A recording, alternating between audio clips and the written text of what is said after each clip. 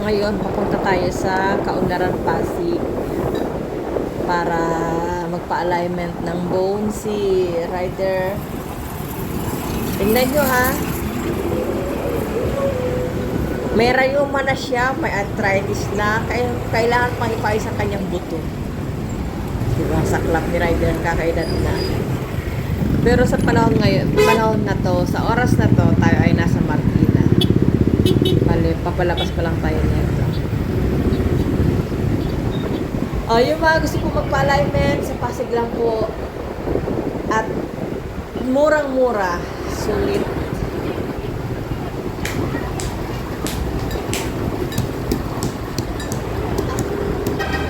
Sa mga ala-ala, kahit na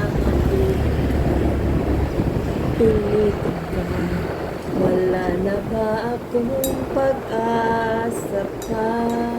Hindi mo ang iko ng puso, sa'yo nang nangulila. Paano na ako? Paano na tayo?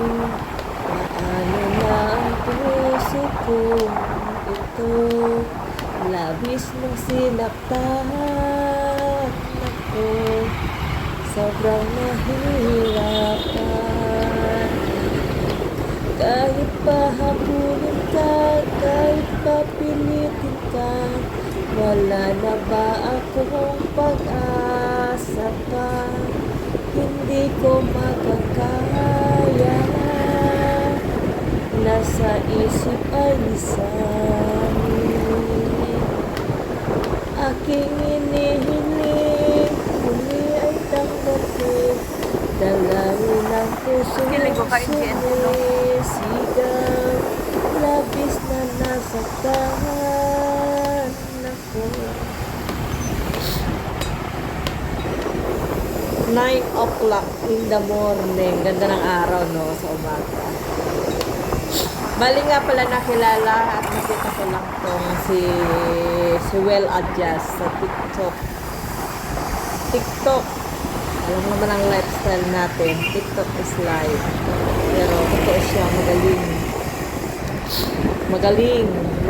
Dati si Oragon Riders, 5'2" lang ang kanyang height. Ngayon naging 5'3" na half. So, very effective ang kanilang well adjust. Patad na kamay. Kasi di nga, pag riders ka, left and right, titingin ka. So, yung kanyang leeg, kailangan ipa-adjust natin.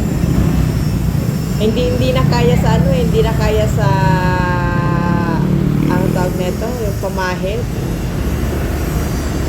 Yung alcampor, hindi na kaya yung may gas-gas, hindi na kaya yun. Kaya kailangan na rin natin i-adjust. Lahat naman ay i-adjust sa kanya. Kaya kahit paano, may konting haba na dadagdag.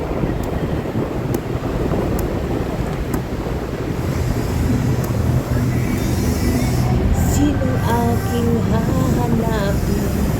Sino ang magpupuno sa aking paglalambing?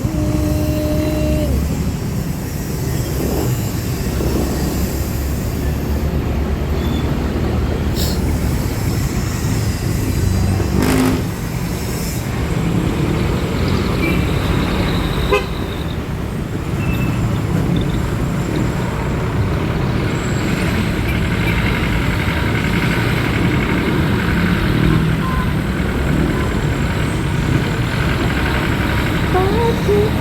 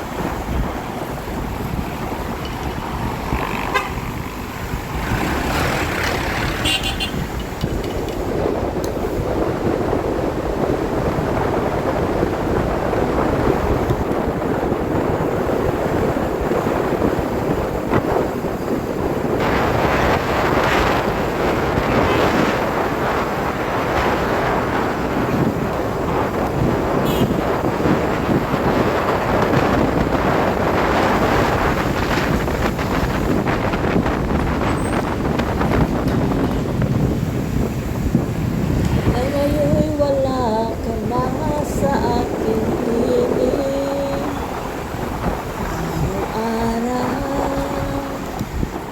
Araw-araw, Ha? ay mayakap kang huli at maangkin. Arayo? Ngunit paano nga ba ang pag-ibig mo'y mapapaliw?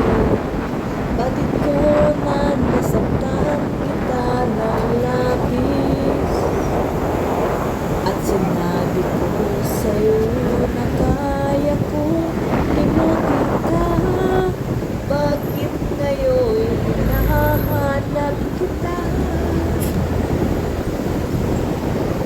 Ikaw pa rin ang nais ko, damang-dama ng puso ko. Mahirap na dayain ang sipag damdamin. Ikaw pa rin ang hanap ko, mapatawad ba ako? Ngunit muling sasampitin, sumisigaw